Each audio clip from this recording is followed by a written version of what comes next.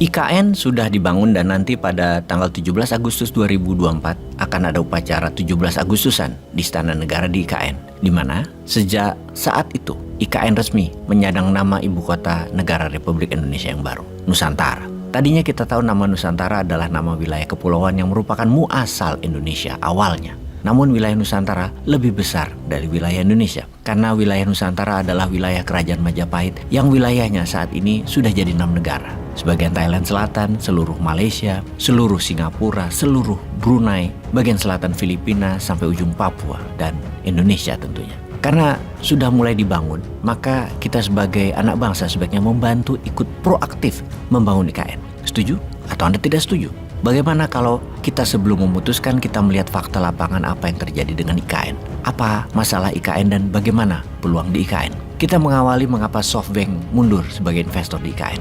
SoftBank batal berinvestasi karena IKN diragukan mendapatkan critical mass, yaitu menghadirkan 20 juta penduduk di tahun 2045. Di mana di tahun 2045 diperkirakan penduduk Indonesia adalah sekitar 40 juta jiwa, diharapkan 5%-nya tinggal di IKN. Dan SoftBank tidak yakin hal itu akan terjadi. Dalam 22 tahun ke depan, ke tahun 2045, artinya setiap tahun ada 1 juta manusia harus pindah ke IKN. SoftBank tidak percaya karena diperkirakan di tahun 2045 hanya 3, 4, atau 5 juta jiwa saja yang ada di sana. Dan itu tidak kena critical mass-nya teori SoftBank, di mana kalau ada angka 20 juta, maka perlu minimum 4 juta rumah tinggal. Dia bisa menyediakan 2-5 juta rumah tinggal dengan cepat, sehingga sewaktu penduduk pindahan membeli rumah tersebut, SoftBank menarik keuntungan dari penjualan rumah hunian.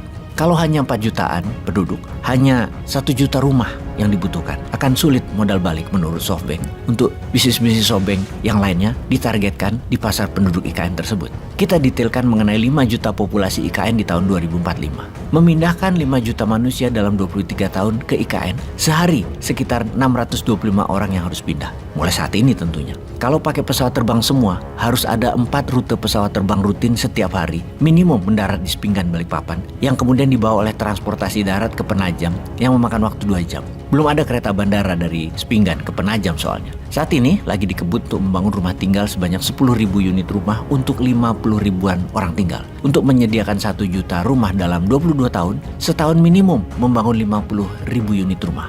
Kondominium juga apartemen. Agaknya perlu 10 developer besar untuk membangun perumahan tersebut. Setiap tahunnya satu developer harus membangun 5.000 unit rumah. Ini sebuah angka yang sangat besar jumlahnya. Setiap hari developer harus membangun 14 rumah per harinya. Kalau ada 10 developer, 140 rumah total harus dibangun setiap harinya. Di mana pembangunan ini gak kasih kendor, terus gaspol selama 22 tahun ke depan. Baru kemungkinan mendapatkan angka 1 juta rumah hunian di tahun 2045. Secara perhitungan kasar, kalau 625 orang pindah per hari menghuni 140 unit rumah per hari, cocok. Angka ini pas. Satu rumah buat 4-5 orang tinggal. Melihat kencangnya pembangunan yang menarget tanggal 17 Agustus 2045, juga sarana tempat tinggal dan kantor-kantor pemerintah, maka diperkirakan baru awal tahun 2024 orang-orang pindah ke Pasar Penajam. Maklum, belum bernama Nusantara namanya di awal tahun 2024. Di Agustus 2024 nanti, penduduk diperkirakan sekitar 100 ribuan pindah ke Nusantara.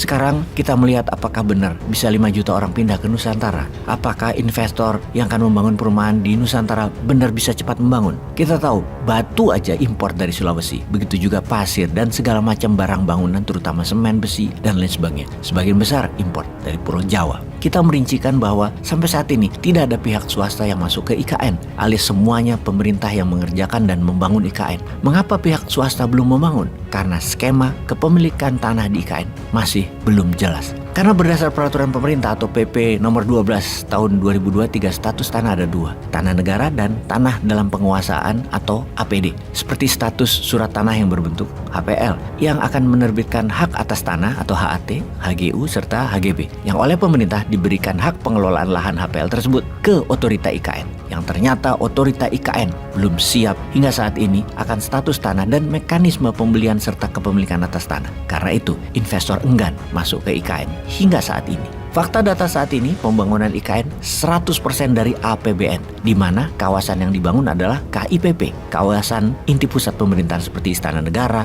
kantor 4 Menko, perumahan menteri, instalasi air, sampah, dan lain sebagainya, juga jalan kawasan dan jalan tol. Dan ada lagi yang menarik, proyek IKN ini yang menarget jadinya lengkap di tahun 2045 akan melewati 5 kali pemilihan presiden. Nah, bagaimana tuh kira-kira ke depannya? Jangan-jangan baru 1 kali pemilihan, pejabat barunya punya ide lain. Ya, sahabat netizen, silahkan dianalisa oleh masing-masing kepala. Yang jelas, tolong kawal IKN ya. Peace.